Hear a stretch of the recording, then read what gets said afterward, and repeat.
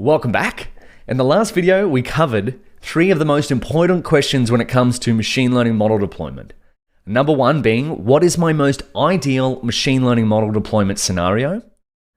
And we discussed the options, works every time, and works very fast. In other words, the speed of light, because a slow app is a boring app. And then once we've asked that most ideal machine learning deployment scenario, or we've thought of it, we then ask, where's my model going to go?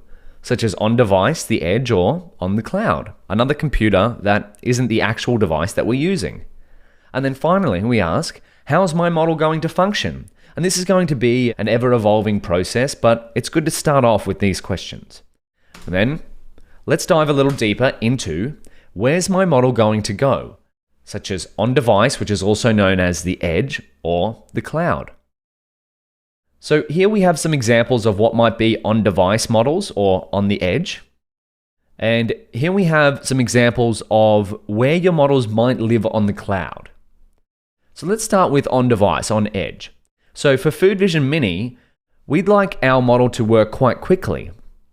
So if someone's taking a photo on their smartphone and there's a photo on their phone, do we have the time to wait, or does someone have the time to wait for that photo to leave the device and go to the cloud and then come back? Maybe they do, but in an ideal world, they take a photo and then as soon as they take the photo, they have a prediction from Food Vision Mini ready. The same thing for a Tesla car. If a Tesla car is using its autopilot to navigate the world, let's just have a look at this. We'll go Tesla autopilot. Do we get some images here? Images. There we go. There's better ones than this. There's some great YouTube videos on this, by the way.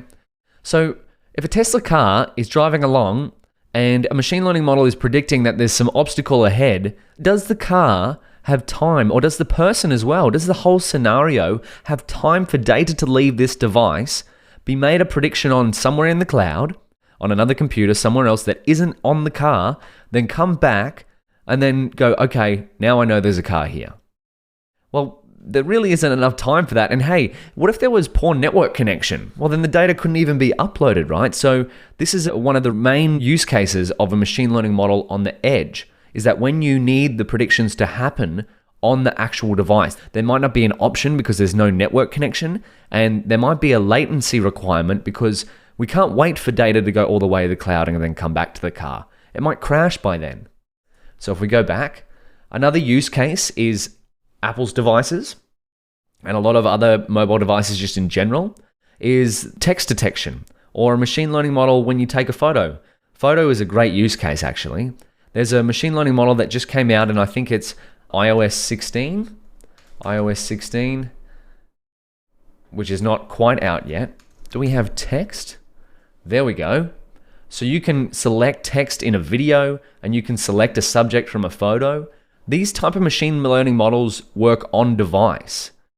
Or if you were taking a photo and you wanted to copy the text from that, they work on device, because it just wouldn't be the best use case or the best experience if you had to wait too long for this to happen. If you had to wait for this photo to go to the cloud, come back to the device, and then show you where the text is on it. That could be a few seconds.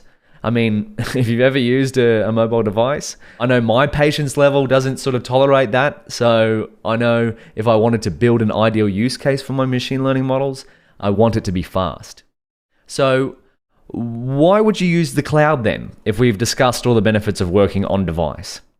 Well, the cloud offers you far more resources than on device, right? So Google Cloud, this is a symbol for Google Cloud, AWS, Amazon Web Services, Hugging Face, Azure Machine Learning, there's more here that aren't listed. They are basically infinite compute resources. So if you had large models that don't quite fit on a device, you could go to the cloud and have your data processed on there and then predictions returned back to the device. So let's keep going. Let's make this a little bit more concrete. We did talk about it, but I want to just give another example. This really highlights the difference between the cloud and the edge. So say we're driving along in our Tesla car, in this beautiful landscape. We have an on-device model and we have a cloud model. Oh, did you see how long that took to come back? The on-device model finished with the predictions here. let's go back and let's just watch this again. So our on-device model here, our computer vision model, our Tesla car is looking at the road and checking out things, finding trees and other cars. So smaller model, less performance, faster inference. And we've got predictions back. Did you notice that the small model returned the predictions faster than the cloud model? I've done this on purpose. This is only animation, but I've done it on purpose to illustrate a point. Now let's go back. We're going to go watch it one more time. This is our cloud model over here.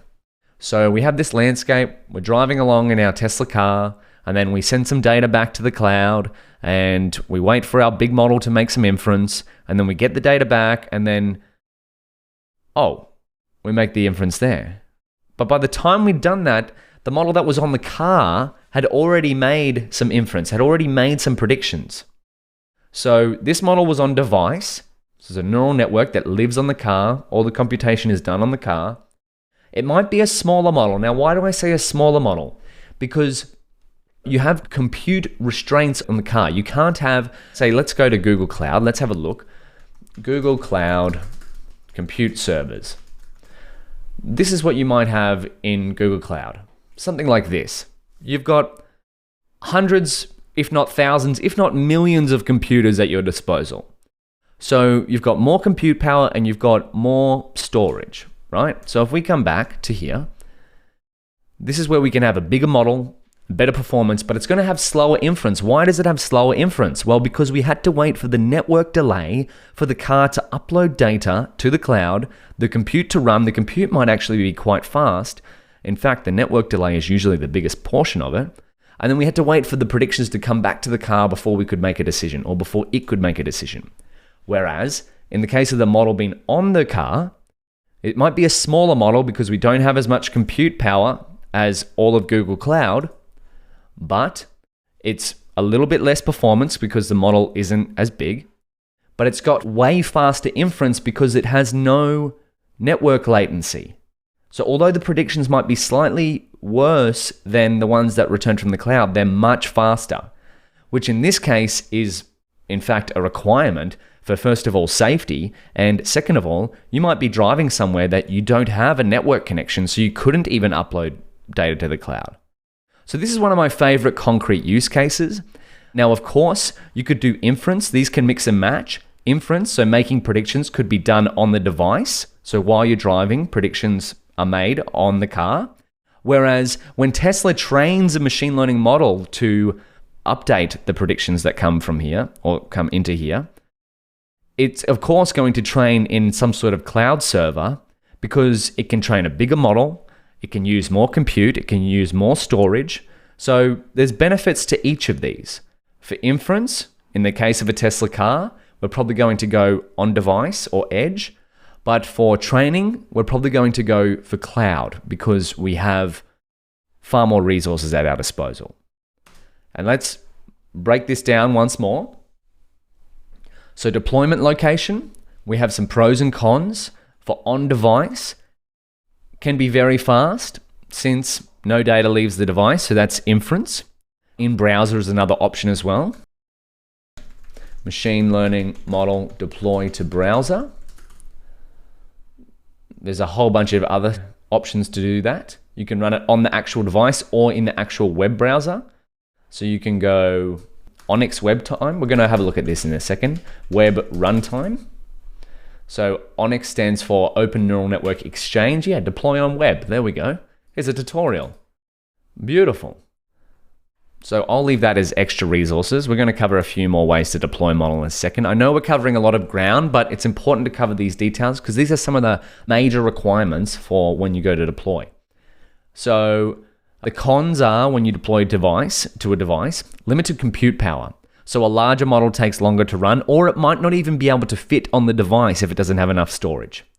Another pro is that it's privacy preserving, so no data has to leave the device. So if you're in a region where data has to stay private, well, the data stays on the device. You never upload it to your own server. Cons, limited storage space. So yeah, these two are tied together. We discussed that one before. No internet connection required often if you're running it on device. A region that doesn't have any network connection, you can still run your machine learning models on there. And then another con for on-device is that you generally have to tailor the machine learning model to the specific device you're going to have to deploy to. For example, if you're deploying to an iPhone, you might have to build a different sort of model if you're deploying to an Android phone.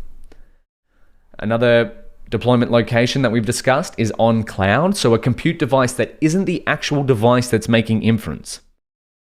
The pros? You have near unlimited compute power, so you can scale up when needed, because if we go to Google Cloud Image, we have millions or thousands of computers available at our disposal. However, the con of this is that the cost can get out of hand if you don't enforce proper scaling limits. So for example, if your app suddenly goes viral and it uses 1,000 computers on the cloud that all cost $10 an hour, that's going to cost quite a bit if you go to sleep and wake up and find that your app has broken the internet. Another pro of deploying to the cloud is that you can deploy one model and use everywhere. So this is via an API. So this is counter to the device-specific skills. So if you deploy your model as an API, API stands for Application Programming Interface. So if we go, what is an API? This is another very common way that you'll see software in general deployed, as well as machine learning models. There we go. An application programming interface is a way for two or more computer programs to communicate with each other. So remember how we said that deploying a machine learning model is your model interacting with someone else or another program? So what you could do with an API is deploy your model as an API and then write another program that goes, hey API, here's some data. Can you give me back a prediction? And then you can write that app and use it everywhere. Another con here is that predictions can be slower due to data having to leave the device and predictions having to come back. So just like we said, hey API, here's some data, can you send me back a prediction? We have that network latency, meaning we have to upload data and get it back. And then finally, another pro of the cloud is if a lot of modern computing workflows have an existing cloud ecosystem. So that's a pro if you're deploying to the cloud, is that it can link into the existing cloud services that your company or app may have. Cons, data has to leave the device. So because the compute is not happening on the actual device, the data has to go somewhere else, and this may cause privacy concerns. So if you want some extra examples of model deployment, here's a fantastic example of deploying a PyTorch model to the edge on a Raspberry Pi. So this is on the PyTorch blog. I'll leave you to go through that as extra curriculum. But how cool is that? So there's a little camera here, taking a photo of this and performing inference live on the device. And then there's another great blog post here of moving ML inference from the cloud to the edge by Joe Christian Bergam. So that's another little bit of extra curriculum for you to read there. And of course, if we go to here, section 9, if you want to find all the links for the extra curriculum, you can go down to here. I've got some great ones because machine learning model deployment is no small feat, but we can handle it. So we've covered the question, where's my model going to go? Now, what are we up to? Well, how's my model going to function? Oh, spoilers. We're going to cover this in the next video. I'll see you there.